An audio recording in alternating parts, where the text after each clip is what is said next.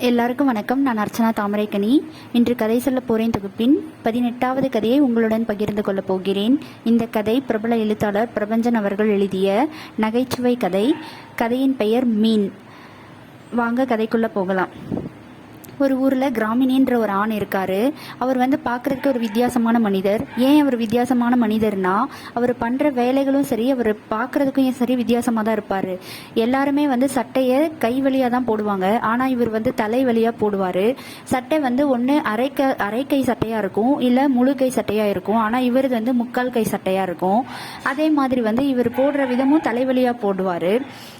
இவர் சாப்பிட்ற உணவுகள் எப்படி இருக்குன்னா, முழுவதுமாவே ஒரு மீன் பிரியர்னு சொல்ல முடியாது, ஒரு மீன் வெறியர்னு தான் சொல்லணும். ஏன்னா அவருக்கு 3 வேளையும் 7 நாட்களும் மீன், வகை வகையான மீன் இருக்கணும். ஒன்று மீன் பொரித்ததாவோ, இல்லை மீன் குழம்பாவோ, வறுவலாவோ, இப்படி ஏதாவது ஒன்று அவருக்கு இருந்துக்கிட்டே இருக்கணும். அவரோட மனைவி பெயர் ஆனந்தாயி. ஆனந்தாயி இவர் எப்படி கூப்பிடுவாருன்னா, ஆனந்து அப்படின்னு கூப்பிடுவாரு. இவருடைய மகன் நடராஜன். இவர் ஒரு காட்டன் மில்லில் வேலை பார்த்துட்டு இருக்கிறாரு. அங்கே இவர் ஒரு காட்டன் மில்லில் வேலை பார்த்துட்டு இருக்கிற ஒரு கிளார்க் அந்த மாதிரி. இவர் காய்கறி பிரியர். அவர் நடராஜன் முழுவதுமாக காய்கறி பிரியர், அப்பா மீன் பிரியர். இவங்க 2 பேருக்குள்ள என்ன நடக்குதுன்னு பார்க்கலாம் வாங்க. ஒரு நாள் கிராமினி இருக்காரு இல்லைங்களா, அப்பா. அவர் எனக்கு ஏதோ உடம்பே சரியில்லாத மாதிரி இருக்கு, எனக்கு தொட்டுப்பாரு ஏதோ காய்ச்சலாக இருக்கிற மாதிரி இருக்கு, கார மீன் போட்டு குழம்பு வச்சு சாப்பிட்டா சரியாயிடும்னு நினைக்கிறேன் ஆனந்து. நீ மார்க்கெட்டுக்கு போய் கார மீன் போட்டு குழம்பு வச்சுடு, அதே மாதிரி நீ நெத்திலி கிடைச்சா வறுவல் பண்ணிடு அப்படின்னு சொல்றாரு. டெய்லியும் இதே பண்ணுங்க நீங்க, அப்பாவும் பையனும். அப்பா மீன் குழம்பு வேணும்ன்றது, பையன் எனக்கு காய்கறியா வேணும்னு சொல்றது. சீக்கிரமா பையனுக்கு ஒரு கல்யாணம் பண்ணி வச்சு அவன் மருமகள் எல்லாத்தையும் பொறுப்பேற்றுக்கிட்டாங்கன்னா நான் கொஞ்சம் ஃப்ரீ ஆயிடுவேன் அப்படின்னு சொல்லிட்டு சலிப்பா ஆனந்தா என்ன சொல்றாங்கன்னா, சரிங்க நீங்க வெளியில போயிட்டு வாங்க, நான் சமைச்சு வச்சிடுறேன் அப்படின்னு சொல்றாங்க. ஃபிஷ் மார்க்கெட்டுக்கு போயிட்டு இவங்க மீன் வாங்குறதுக்காக போகிறாங்க. அங்கே இவங்க ரெகுலராக போகிற கடை பவுனுப்பாட்டி. ஏன் பவுனுப்பாட்டி கடைக்கு இவங்க எப்போவுமே போகிறாங்கன்னா, ஒரு முறை மீன் வாங்கும்போது இவங்க வாங்கின மீன் 5 ரூபாய் கொண்ட ஒரு மீன். அந்த மீனை சுறா மீன், அதை வாங்குற நிலையில வேற ஒரு அம்மா நல்ல கை நிறைய வளையல்கள், தங்க வளையல்கள், நிறைய செயின் எல்லாம் போட்டுக்கிட்டு ஒரு பணக்கார துணியில இருக்கிற ஒரு அம்மா அந்த அம்மாக்கு நீ 4 ரூபாய்க்கு தானே கொடுக்குறேன்னு சொன்ன, எனக்கு 6 ரூபாய்க்கு கொடு, நான் இந்த மீனை வாங்கிக்கிறேன்னு சொல்றாங்க. அப்ப அந்த பவுனு பாட்டி சொல்றாங்க, இல்லைங்க இது ஆல்ரெடி அந்த அம்மாக்கு வித்துட்டேன், நான் வித்த மீனை நான் எப்படி கொடுக்க முடியும் அப்படின்னு சொல்றாங்க. நீங்க எவ்வளவுதான் காசு, பரவாயில்ல என்ன மீன் தானே விற்கிற அப்படின்னு சொல்லி அவங்க பேசும்போது, எவ்வளவுதான் காசு கொடுத்தாலும் ஒரு விற்ற மீனை திரும்பி வாங்கி உங்களுக்கு கொடுக்க முடியாதுங்க. அவங்களுக்கு நான் அது கொடுத்துட்டேன், நீங்கள் எவ்வளோ பணமாக இருந்தாலும் எனக்கு வேணாம், உங்கள் பணம் தேவையில்லை, நீங்கள் கிளம்பலாம் அப்படின்னு சொல்லி பவுனு பாட்டி சொல்லிடுறாங்க. அதனால பவுனு பாட்டியோட நாணயம் இவங்களுக்கு ரொம்ப பிடிச்சிரும் ஆனந்தாயி அம்மாவுக்கு.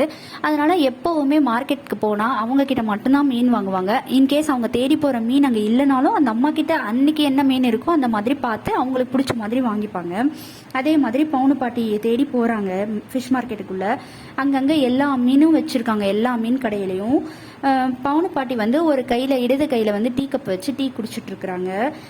அங்கே என்னென்ன மீன் இருக்குன்னா, சுண்ணாம்பு, வாளை, சங்கரா, சுறா, இந்த மாதிரி நிறைய மீன்கள் இருக்கு. இவங்க போனதும் பாட்டி கார மீன் இருக்கா அப்படின்னு கேட்குறாங்க ஆனந்தாயி. கார மீன் எல்லாம் வலையில பட்டாதான் பாக்கியம் அப்படின்னு சொல்றாங்க.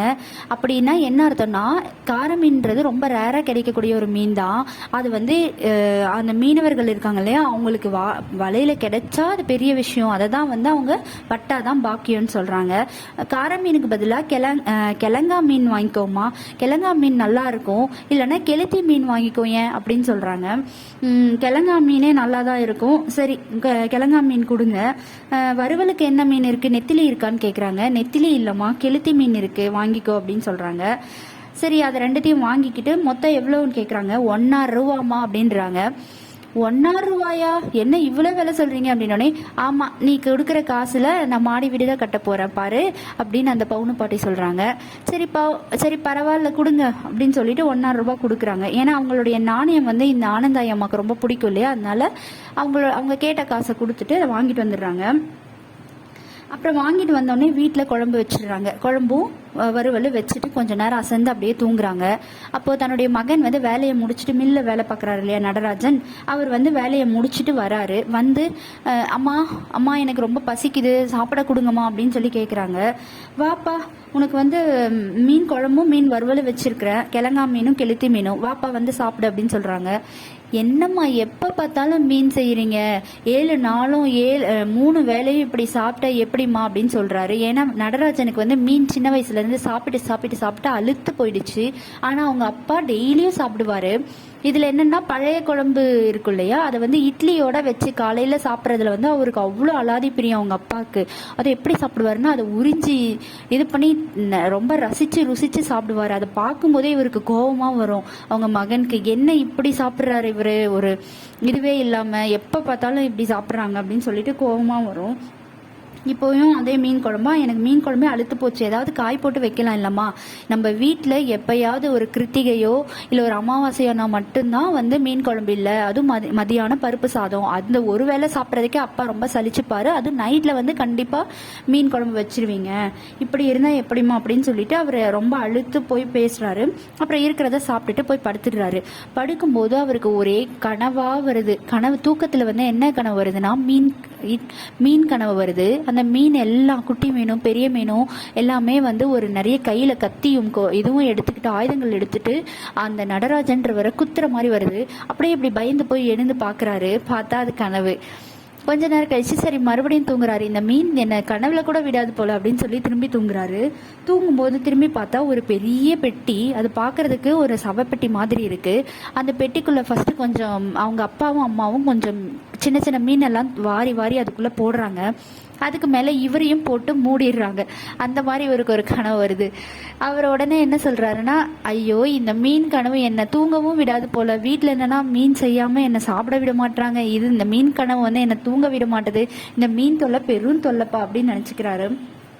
சரின்னு சொல்லிட்டு அம்மா வந்து என்ன சொல்கிறாங்கன்னா, நீ இதுக்கெல்லாம் ஒரு விஷயம் என்னன்னா நீ ஒரு கல்யாணம் பண்ணிக்கோப்பா அப்படின்னு சொல்கிறாங்க. இவரும் சரின்னு சொல்லிட்டு கொஞ்ச நாளுக்கு அப்புறம் கல்யாணம் பண்ணிக்கிறாரு.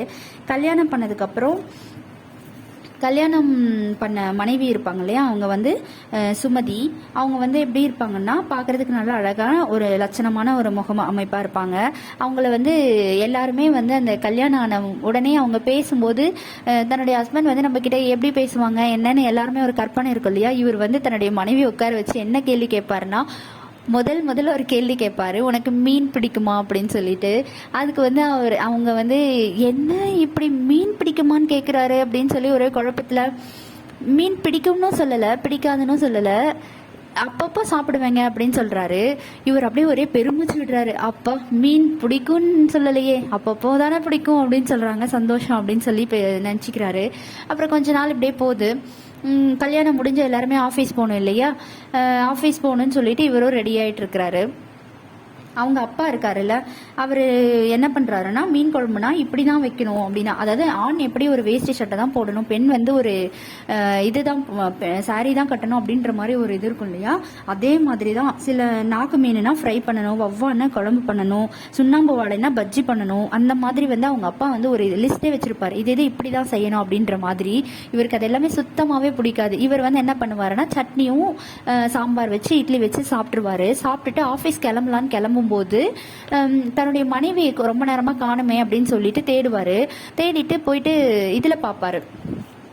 எங்கே போய் பார்ப்பாருன்னா கிச்சனில் போய் பார்ப்பாரு. கிச்சனில் ஒரு மூலையில் அவங்க மனைவி உட்காந்து இட்லியை வச்சு முந்தின நாள் வச்ச குழம்பு இருக்கும் இல்லையா, மீன் குழம்பு, அதை எடுத்து ஊற்றி அவங்க அப்பா எப்படி சாப்பிடுவாரோ, நடராஜனுக்கு எப்படி சாப்பிட்டா பிடிக்காதோ அதே மாதிரி சாப்பிடுவாங்க.